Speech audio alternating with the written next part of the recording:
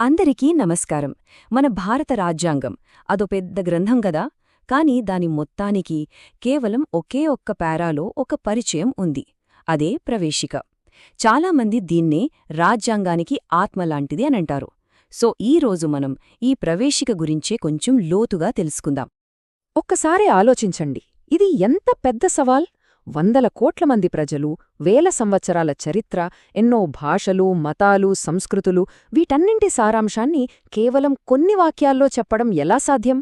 అవును, ఈ ప్రశ్నకు సమాధానమే మన ప్రవేశిక.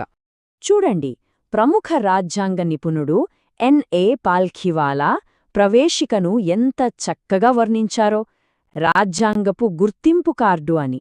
అంటే ఒక ఐడెంటిటీ కార్డ్ మన గురించి ముఖ్యమైన విషయాల్ని సింపుల్గా ఎలా చెప్తుందో, అలాగే ఈ ప్రవేశిక మన దేశం మరియు మన రాజ్యాంగం యొక్క అసలైన స్వరూపాన్ని మనకు పరిచయం చేస్తుందన్నమాట.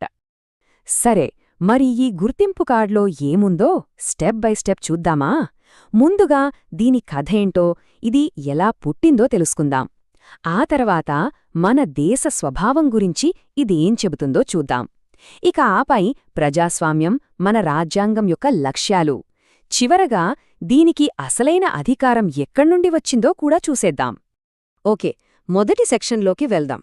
ఈ గుర్తింపు కార్డు వెనకున్న కథేంటి? ఇది కేవలం ఏదో పరిచయం కోసం రాసింది కాదు. భారతదేశ భవిష్యత్తు ఎలా ఉండాలనే ఒక బలమైన ఆశయంతో ఒక బ్లూప్రింట్లా దీన్ని రూపొందించారు. మన ప్రవేశికకు మూలం జవహర్లాల్ నెహ్రూ ప్రవేశపెట్టిన లక్ష్యాల తీర్మానం. అంటే అప్పట్లోనే భవిష్యత్ భారతదేశం ఎలా ఉండాలి అనే దానిపై చాలా స్పష్టమైన గైడ్లైన్స్ ఇచ్చారన్నమాట. ఆ తీర్మానాన్ని రాజ్యాంగ పరిషత్ ఆమోదించిన తర్వాత అదే మన ప్రవేశికకు ఒక బలమైన పునాదిగా మారింది. సరే, ఇప్పుడు ఈ ఐడెంటిటీ కార్డులోని మొదటి భాగానికొద్దాం. ఇది మన భారతదేశం యొక్క ప్రాథమిక స్వభావాన్ని, దాని గుణగణాలను వివరిస్తోంది. అంటే మన దేశం ఎలాంటిదో చెబుతుంది. మొట్టమొదటి పదం సార్వభౌమ. దీని అర్థం చాలా సింపుల్. భారతదేశం ఒక స్వతంత్ర దేశం. మన నిర్ణయాలు మనమే తీసుకుంటాం. మనల్ని ఏ ఇతర దేశం కంట్రోల్ చేయలేదు. మన దేశంలో ఏం జరగాలి, బయటి దేశాలతో మన సంబంధాలు ఎలా ఉండాలి, ఈ అన్ని విషయాల్లోనూ ఫైనల్ డెసిషన్ మనదే అన్నమాట. అంటే ప్రాక్టికల్గా సార్వభౌమత్వం అంటే ఇదే. మనకు పూర్తి స్వేచ్ఛ ఉంటుంది. ఇతర దేశాలతో సంబంధాలు ఎలా ఉండాలి, ఐక్యరాజ్య సమితిలాంటి సంస్థలలో మెంబర్గా ఉండాలా వద్దా, ఇవన్నీ మన స్వతంత్ర నిర్ణయాలే. ఇవి మన సార్వభౌమత్వాన్ని ఏమాత్రం తగ్గించవు. మన గుర్తింపు కార్డుపై ఉన్న రెండవ ముఖ్యమైన పదం సామ్యవాద. దీన్ని 1976లో చేర్చారు. దీని ముఖ్య ఉద్దేశమేంటంటే ఆర్థిక న్యాయం. అంటే దేశ సంపద పంపిణీలో అసమానతలు తగ్గించడం, పేదరికాన్ని నిర్మూలించడం. అయితే మన దేశంలోని సామ్యవాదం కొంచెం డిఫరెంట్. అవును, భారతదేశం ఫాలో అయ్యేది ప్రజాస్వామ్య సామ్యవాదం. ఇది కమ్యూనిస్టు సామ్యవాదంలా పూర్తిగా ప్రభుత్వ నియంత్రణలో ఉండదు. ఇక్కడ ప్రభుత్వ రంగంతో పాటు ప్రైవేట్ రంగానికి కూడా చోటుంటుంది. ఎందుకంటే మన లక్ష్యం సమానత్వంతో పాటు వ్యక్తిగత స్వేచ్ఛను కూడా కాపాడటం. మూడవది లౌకిక, అంటే సెక్యులర్. ఈ పదాన్ని కూడా 1976లోనే చేర్చారు. భారతదేశంలో లౌకికవాదమంటే ప్రభుత్వానికి అధికారికంగా ఏ మతం ఉండదు. ప్రభుత్వం దృష్టిలో అన్ని మతాలు సమానమే. ఏ మతం పట్ల ఎలాంటి వివక్ష చూపకూడదు. రైట్, ఇప్పుడు ఈ గుర్తింపు కార్డు మన రాజకీయ వ్యవస్థ గురించి ఏం చెబుతుందో చూద్దాం. దీనికి గుండెలాంటి భాగం ఇదే. మనది ప్రజాస్వామ్య దేశం. అంటే అల్టిమేట్ పవర్ ప్రజల చేతుల్లోనే ఉంటుంది. సాధారణంగా ప్రజాస్వామ్యంలో 2 రకాలుంటాయి. ఒకటి ప్రత్యక్ష ప్రజాస్వామ్యం, అక్కడ ప్రజలే నేరుగా నిర్ణయాలు తీసుకుంటారు. రెండవది పరోక్ష ప్రజాస్వామ్యం, అంటే మన ప్రతినిధులను మనం ఎన్నుకుంటాం. మన భారతదేశం ఫాలో అయ్యేది ఈ రెండో విధానాన్నే. మన తరపున వాళ్లే ప్రభుత్వాన్ని నడిపిస్తారు.